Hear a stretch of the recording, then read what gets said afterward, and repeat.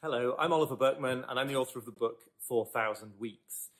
One of the arguments I try to make in the book is that a big reason so many of us struggle with time, and specifically with this feeling that we're never quite getting around to the things that matter the most to us, it's because we spend our lives chasing this feeling of mastery or control over our time that in fact we're never going to achieve. So we want to become the kind of people who can stay on top of everything, who can handle any obligation that might be thrown at us, who have all sorts of time in the day to pursue other ambitions or to, implement great morning routines or habits that we think will make us into better people.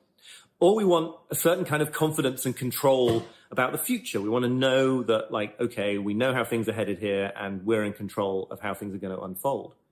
But the truth is that we are finite humans with incredibly limited time. In a world of infinite inputs, infinite possibilities, there'll always be another email. There'll always be another obligation. And similarly, we can't actually have any idea what's going to happen next week, next month, really even next minute, however much we wish we had that feeling of control. So I argue that if we sort of acknowledge this and face our finitude and drop back down into reality, it's not a counsel of despair. It's not a reason for thinking that you can never do anything good in life.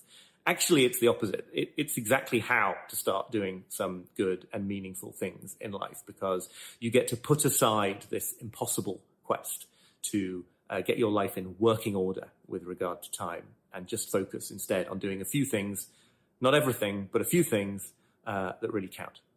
Okay, so how could you implement this in your day-to-day life?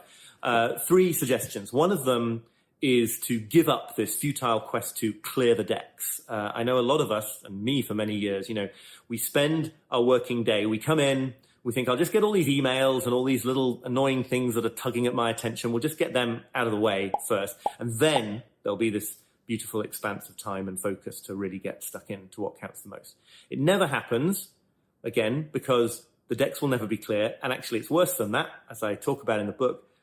The act of trying to clear the decks makes them fill up again faster.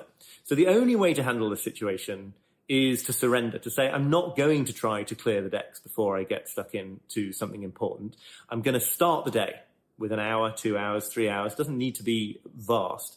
But first, focusing on something that I know really matters to me and will really sort of move the needle, as they say. And then later in the day, sure, I'm going to nominate a fixed amount of time. Maybe it's an hour, maybe it's 2 hours, when I'm going to turn to all those other debt clearing things. Only I'm not going to think that I'm going to get to the end of them. I'm not going to actually try to clear the decks. I'm just going to work on them for a while. In other words, it's less like trying to climb up to the summit of a mountain and then you're like, I've done it all. It's much more like gardening, right? Where you water the plants every day, and you sort of keep the soil turned over, but you don't imagine that you're ever going to finish it. You just maintain it. You just make sure you pay attention to it for a small amount of time on a regular basis.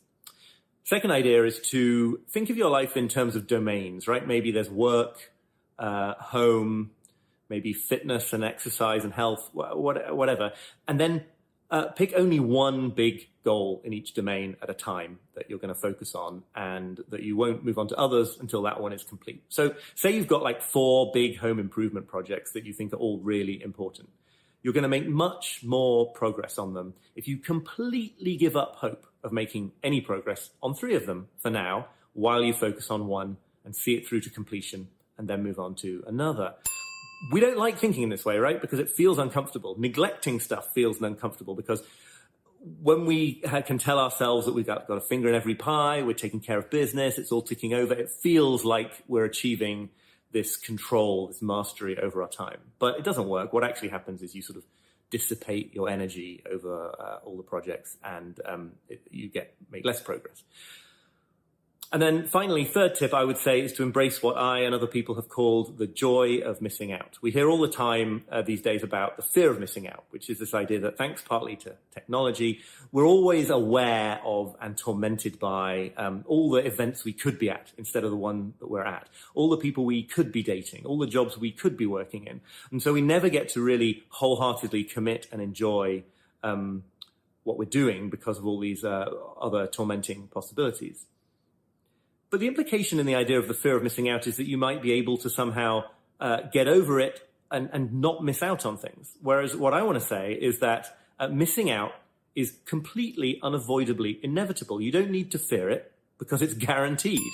If you're a finite human in an effectively infinite world, every decision to do anything with an hour of your day is automatically a decision to miss out on a million other things.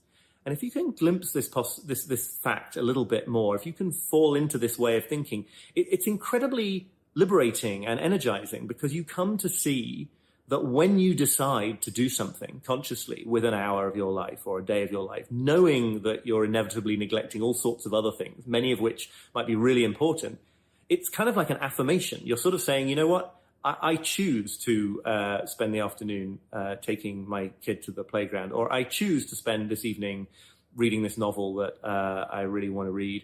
And I'm very deliberately saying, I'm a finite human. I can only do so much. And it actually lends more meaning to the experience that you put a stake in the ground and say, I can't do more than one thing with this time, and this is the thing I choose to do. So anyway, there's much more in the book, of course, and I really hope you enjoy reading it.